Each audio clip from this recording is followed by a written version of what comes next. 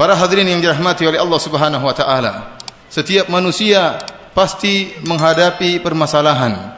Dia diciptakan di atas muka bumi ini dengan problematika kehidupan. Tidak seorang pun yang lepas dari permasalahan. Terkadang permasalahan yang dihadapi permasalahan yang ringan. Namun terkadang permasalahan yang dihadapi adalah permasalahan yang berat. Bahkan terkadang permasalahan tersebut sangatlah sulit untuk dihadapi, sehingga terkadang seluruh pintu-pintu tertutup, seakan-akan tidak ada solusi yang bisa dia dapatkan.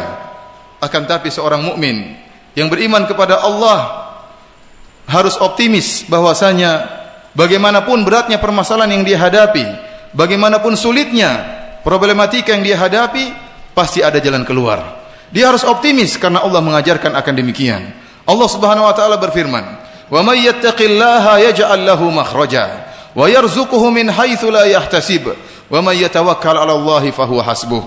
Barang siapa yang bertakwa kepada Allah Subhanahu wa taala, maka Allah akan berikan bagi dia makhraj, Allah akan berikan bagi dia solusi, jalan keluar. Bahkan bukan cuma itu, wa yarzuquhu min haitsu la yahtasib, Allah akan berikan dia rezeki dari arah yang dia tidak sangka-sangka. Wa may yatawakkal 'ala Allahi fahuwa hasbuh. Dan barang siapa yang bertawakal kepada Allah, maka cukuplah Allah baginya. Jika seorang mukmin tatkala berhadapan dengan masalah, kemudian dia merasa jalan telah buntu, maka perbaikilah ketakwaannya. Kembalilah segera kepada Allah Subhanahu wa taala. Jangan-jangan kebuntuan tersebut, jangan-jangan tertutupnya jalan-jalan tersebut karena maksiat yang dia lakukan, karena kezaliman yang dia lakukan, maka kembali bertakwa kepada Allah, bertobat kepada Allah Subhanahu wa taala agar Allah berikan jalan keluar. Para hadirin yang dirahmati oleh Allah Subhanahu wa taala, di antara senjata seorang mukmin, silahul mukmin yang hendaknya selalu menyertai seorang mukmin dalam menghadapi segala permasalahan dan segala problematika adalah berdoa kepada Allah Subhanahu wa taala. Senjata yang sangat ampuh, senjata yang bisa mendatang berbagai macam keajaiban jika dipanjatkan dengan tulus dari hati yang sangat dalam, dengan penuh pengharapan dan berhusnudzon kepada Allah Subhanahu wa taala, maka kita akan dapati senjata tersebut sangatlah ampuh. Lihatlah para anbiya, orang-orang yang bertakwa kepada Allah, orang-orang yang di puncak kesolehan, mereka juga menghadapi permasalahan, mereka juga menghadapi kondisi-kondisi yang sangat genting, tetapi mereka memiliki senjata yang sangat ampuh, yaitu berdoa kepada Allah Subhanahu wa taala. Nabi Muhammad sallallahu alaihi wasallam dalam perang Badar, perang yang merupakan perang pertama antara ahli tauhid dengan ahlu syirk. Tatkala itu jumlah kaum muslimin hanya 300 sekian orang, sementara musuh 3 kali lipat, 1000 orang. Maka Rasulullah sallallahu alaihi wasallam di malam hari, tatkala para sahabat semuanya tidur, Rasulullah sallallahu alaihi wasallam salat malam. Kemudian tatkala di pagi harinya, tatkala mulai peperangan, maka Nabi sallallahu alaihi wasallam berduaan bersama Abu Bakar As-Siddiq radhiyallahu taala anhu. Mereka berdoa kepada Allah Subhanahu wa taala sementara para sahabat yang lain berperang. Maka Abu Bakar berdoa kepada Allah menemani Nabi sallallahu alaihi wasallam, dan Nabi sallallahu alaihi wasallam berdoa kepada Allah dengan mengangkat kedua tangan beliau sampai-sampai selendang beliau, ridak beliau jatuh dari pundak beliau karena doa yang beliau yang panjatkan yang begitu penuh pengharapan kepada Allah Subhanahu wa taala. Bahkan beliau berkata, Allahumma intahlak hadhil isabah falan tu'bad. Ya Allah, seandainya kami meninggal dunia maka engkau tidak akan disembah. Nabi sallallahu alaihi wasallam mengatakan, Allahumma anjis wa'dak. Ya Allah, penuhilah janjimu ya Allah. Tatkala itu Abu Bakar radhiyallahu taala anhu kasihan melihat Nabi sallallahu alaihi wasallam yang berdoa dengan penuh pengharapan. Abu Bakar sudah selesai berdoa, Nabi masih terus berdoa. Maka Abu Bakar berkata, ba'dha munasyadatika ya Rasulullah, wahai Rasulullah, sebagian doamu sudah cukup wahai Rasulullah, Allah akan mengabulkan doamu. Akan tapi Nabi tidak peduli. Nabi terus mengangkat kedua tangannya dan terus berdoa kepada Allah Subhanahu wa taala sampai Allah turunkan firman-Nya, "Idz tastaghitsuna rabbakum fastajaba lakum anni mumiddukum bi alfin minal malaikati murdifin." Tatkala kalian beristighatsah kepada Allah, memohon kepada Allah, maka Allah pun mengabulkan permintaan kalian dengan menurunkan 1000 malaikat yang datang berduyun-duyun. Kemudian lihatlah apa yang dialami oleh Nabi Ayub. Kata Allah Subhanahu wa taala, "Wa ayyuba idz nada rabbahu anni masani adh-dhurr wa anta arhamur rahimin." Dan Nabi Ayub alaihissalam tatkala ditimpa dengan kemudaratan, tatkala diberi ujian oleh Allah dengan sakit yang sangat menjijikkan di sekujur tubuh beliau. Kemudian datanglah sebagian kaumnya menyenguk Nabi Ayub. Kemudian di antara mereka ada yang nyeletuk mengatakan, Kalau Ayub tidaklah dia mengalami ujian tersebut, tidaklah dia diberi penderitaan oleh Allah kecuali karena ada maksiat yang dia lakukan. Maka tatkala itu hati Nabi Ayub tersentak, maka dia berdoa kepada Allah Subhanahu wa taala agar diangkat kesulitan yang dia hadapi tersebut dengan mengatakan anni massaniyadh-dhurr. Dia mengatakan, ya Allah, aku mengalami penderitaan. Nabi Ayub menunjukkan kerendahannya dan kebutuhannya kepada Allah Subhanahu wa taala. Anni massaniyadh-dhurr, ya Allah, aku sedang dialami dengan penderitaan, aku mengalami kesulitan, ya Allah. Wa anta arhamur rahimin, dan engkau adalah zat yang maha pengasih lagi maha penyayang. Apa kata Allah? Fastajabna lahu wa kashafna ma bihi min dhurr. Maka kami pun mengabulkan permintaannya dan kami menghilangkan kependeritaan yang dia rasakan. Dengan satu ucapan yang tulus dari Nabi Ayub alaihissalam yang keluar dari hati, maka menghilangkan penderitaan yang dia rasakan. Lihatlah Nabi Yunus alaihissalam. Wa dhannuni idh dhahaba mughadiban fa dhanna an lan naqdir alayhi fanada fi adh-dhulumati an la ilaha illa anta subhanaka inni kuntu minadh dhalimin. Dan Nabi Yunus alaihissalam tatkala diuji oleh Allah Subhanahu wa taala dan ditelan oleh ikan paus, maka dia pun berada dalam 3 kegelapan. Kegelapan malam, kegelapan lautan, dan kegelapan perut ikan paus. Maka dia berkata, la ilaha illa anta subhanaka inni kuntu minadh dhalimin.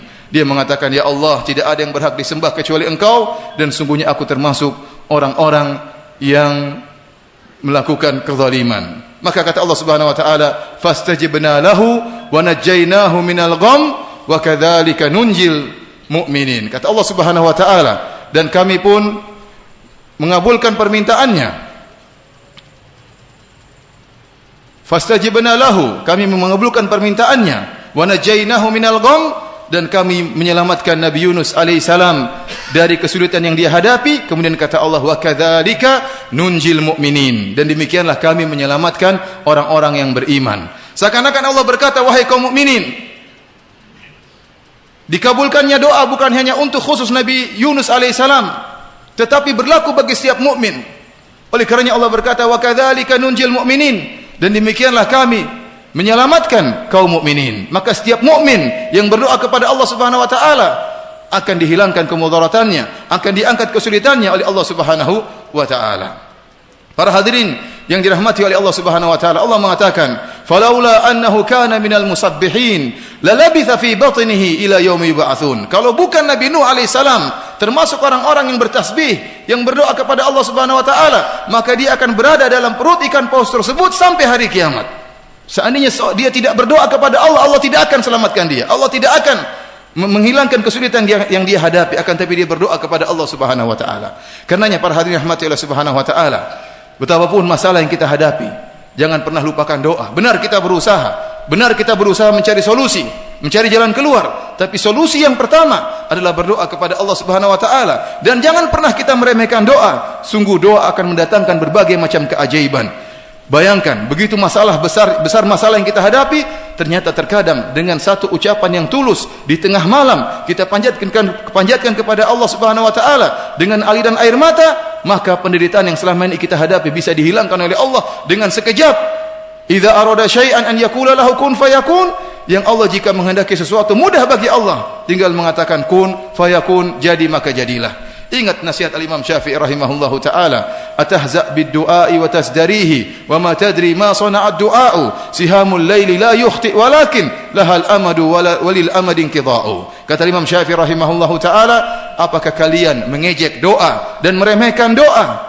Sungguh kalian tidak tahu apa yang bisa dilakukan oleh doa. Doa itu ibarat anak panah yang dilepaskan di malam hari, pasti akan kena sasaran. Meskipun ada waktunya, namun satu saat akan mengenai sasaran tersebut. Betapapun kita berdoa, pasti akan dikabulkan oleh Allah Subhanahu wa taala. Meskipun terkadang kita harus menanti jawaban, akan tapi pasti akan dikabulkan oleh Allah Subhanahu wa taala. Aqulu qouli hadza astaghfirullah li wa lakum wa lisairil mu'minin innahu huwal ghafurur rahim.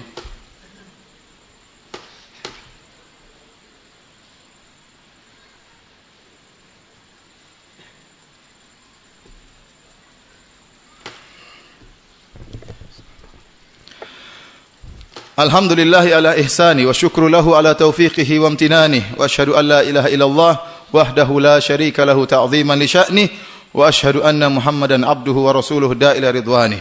Allahumma salli alaihi wa ala alihi wa ashabi wa ikhwanih. Para hadirin sidang salat Jumat yang dirahmati oleh Allah Subhanahu wa taala.